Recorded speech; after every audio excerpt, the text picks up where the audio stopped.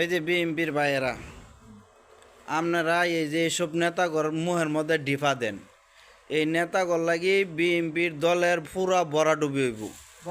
কারণ কি জানেন, ওই যে মসজিদের ইমাম সাহরা বুরসায়ের পাইতো না, হেরাই দেশের নাগরিক, আর মসজিদের ইমাম সাহরা দেশতে আইছে না।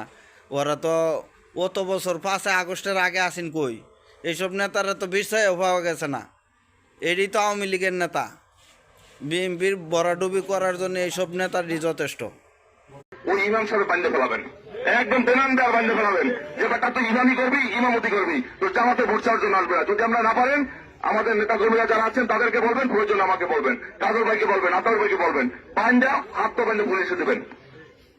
আমাদের চোখের সামনে দিয়ে ওই জামাত রাজাকারকে ভোট দিবেন, আর আপনারা বাড়িতে শান্তিতে থাকবেন।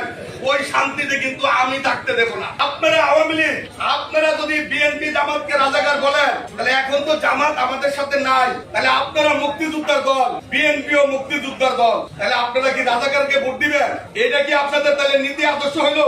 আপনারা যে জামাতকে নিন্দা করেন, রাজাকার রাজাকার, আমার বিশ্বাস আওয়ামী লীগ জামাতের ভোট দিতে পারে না, জামাতের ভোট দিবেও না। এই হাউস থেকে আরো কঠোরভাবে উচ্চারণ করে দেয়, আওয়ামী লীগের যে সমস্ত ভাইরা এলাকায় আছেন, দূরে আছেন, যারা বিগত দিনে আকাম কুকাম করেছেন, বিভিন্ন অরাজকতা করেছেন, আপনাদেরকে আমরা মাফ করে দেব। আমরা প্রতিহিংসার রাজনীতি করতে চাই না। আপনারা এলাকায় থাকবেন, আপনারা চিন্তা করে দেখেন, আগামীতে বিএনপি সরকার ক্ষমতায় আসতেছে, এলাকার স্বার্থে হইল, এলাকার উন্নয়নের স্বার্থে হইল, আপনাদের সুবিধা অসুবিধার জন্য হইল, আপনারা বিএনপির পাশে থাকবেন। যদি আপনাদের দল কখনো পুনর্বাসন হয়, আপনাদের দল যদি কখনো আবার প্রতিষ্ঠিত হয়, আপনাদের দল যদি আবার দেশে রাজনীতি করার সুযোগ পায়, তখন যদি আপনারা আমাদেরকে ছেড়ে চলে যান, আমাদের কোনো আপত্তি থাকবে না।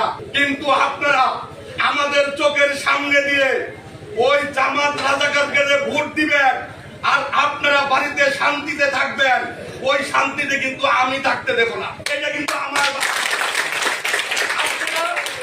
আপনারা ভোট দিলে, আওয়ামী লীগকে বলি, আপনারা ভোট দিলে বিএনপি কে দিবেন, না দিলে আপনারা ঘরে শুয়ে থাকেন, আমাদের আপত্তি নাই। আওয়ামী লীগ ভাইদেরকে বলি, যেহেতু 5 আগস্টের আগে এইসব নেতা একটা অফিসে পাওয়া গেছে না, 10 ডিসেম্বরে পাওয়া গেছে না, 28 অক্টোবরে পাওয়া গেছে না, মিরপুর পদযাত্রার সময় পাওয়া গেছে না। এই নেতারা এখন যে চাপা মারতাছে আর অন্য অন্য দলের খালি ঠাসতাছে, এই নেতারাই কিন্তু বিএনপির একের অধঃপতনে নেব। এই এদেরকে মুহের মধ্যে খেয়ার দেওয়ার ডিপা দেও। এই সুধীর ভাইয়েরা অতদিন আসিন কই?